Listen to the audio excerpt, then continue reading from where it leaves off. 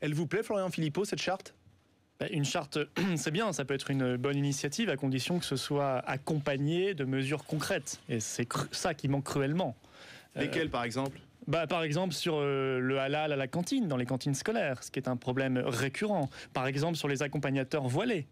Par exemple sur la séparation des sexes dans les cantines, ou dans les piscines plutôt. Par exemple sur la question que proposait le Haut Conseil à l'intégration, c'est-à-dire l'interdiction des signes religieux ostensibles, dont le voile, à l'université. Il suffisait de prendre une loi comme nous l'avons réclamé, et même pour l'interdiction dans l'espace public. Donc elle est trop vague, cette charte ?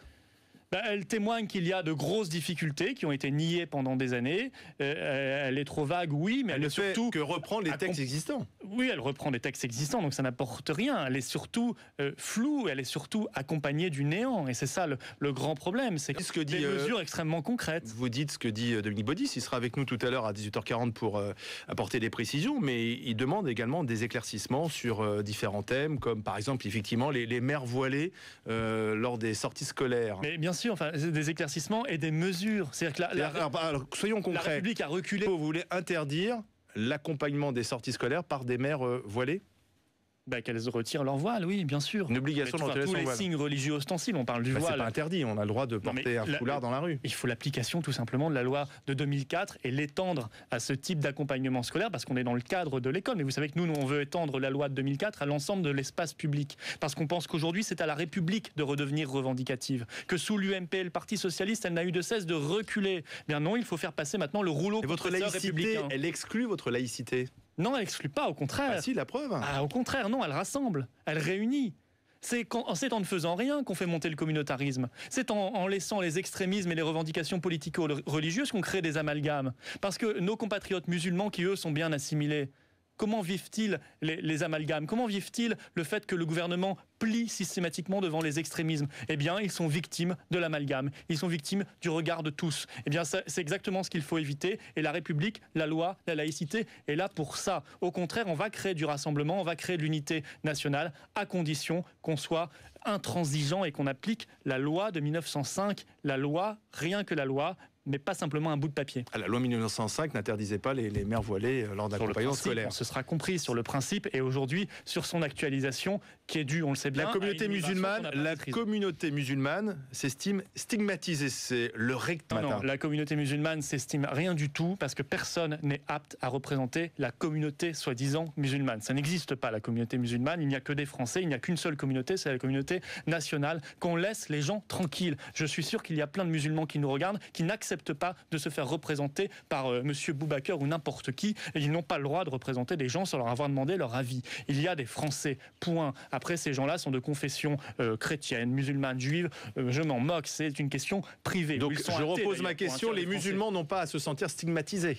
Mais bien sûr que non, ils n'ont pas à se sentir stigmatisés. C'est au contraire en faisant respecter la loi, en faisant l'assimilation républicaine et donc en même temps en stoppant l'immigration, parce qu'il n'y aura pas d'assimilation si on continue avec ce rythme d'immigration qui était commun sous l'UMP et le Parti Socialiste, eh bien qu'ils seront parfaitement dans la République française. Et ils le savent très bien d'ailleurs. Parlons un peu de politique. L'ancien Premier ministre François Fillon appelle en cas de duel Front National Parti Socialiste au municipal à voter pour le moins sectaire. Et il ajoute, le moins sectaire n'est pas forcément le candidat de gauche.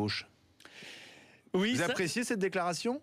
En tout cas, ceux qui ont vu une sorte d'appel déguisé à voter Front National ont une bien basse conception des socialistes, parce qu'ils les considèrent donc comme extrêmement sectaires, si on en croit ce qu'a dit Monsieur Fillon. Non, si vous voulez, moi, ce que je vois, c'est surtout un signe de panique.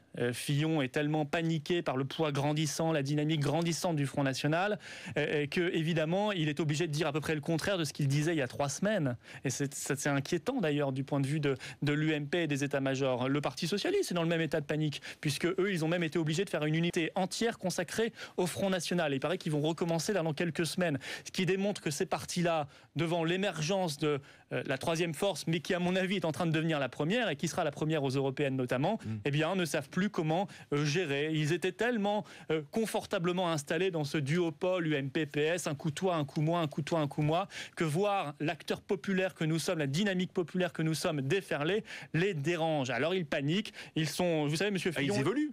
Monsieur Fillon, il a son cœur au Parti Socialiste. Ah bon ? Ils ont fait la même politique sur l'Europe. C'est pas ce qu'il dit. Sur l'Europe, l'économie, le laxisme, c'est la même politique. Mais la tactique politicienne l'amène à brider un peu les élans du cœur. Hier, donc il est obligé de dire un petit peu l'inverse. Hier, un sondage mettait le Front National à 25% à Marseille. Oui, ça n'est qu'un début et on progresse aussi sensiblement à Paris. On est déjà 3e, on progresse à Lyon, on est au-dessus de la présidentielle, on progresse partout. Si vous voulez, ce qui est intéressant, c'est que nous sommes le centre de gravité de la vie politique française. Ils ne parlent que de nous. Ils passent leur temps à parler de nous au lieu de parler de la France. Nous allons parler de la France à Marseille ce week-end lors de nos universités d'été. Mais sur le terrain, ça reste l'UMPS. J'en veux pour preuve qu'à Marseille, ils ont fait ce week-end une conférence de presse commune sur la sécurité, UMP et PS. Chez moi, il y a même un laboratoire de l'UMPS. Le Front National n'était pas invité ? Non, on n'était pas invité, ce qui est d'ailleurs assez scandaleux, mais ça démontre cette union sacrée. Chez moi, à Forbach, il y a même une union sacrée. Il y a même un laboratoire de l'UMPS, puisque j'ai 2 candidats UMP qui se déchirent. J'ai un projet de la part de l'UMP qui est tout à fait semblable à celui du sortant socialiste, et j'ai l'UMP local qui a déjà annoncé qu'au second tour, entre le socialiste et moi, il ferait campagne pour le socialiste. Vous voyez, ça, c'est la réalité du terrain. Florian Philippot, merci. Dans un instant, la Syrie avec ce rebondissement diplomatique en fin d'après-midi, la Russie qui appelle désormais la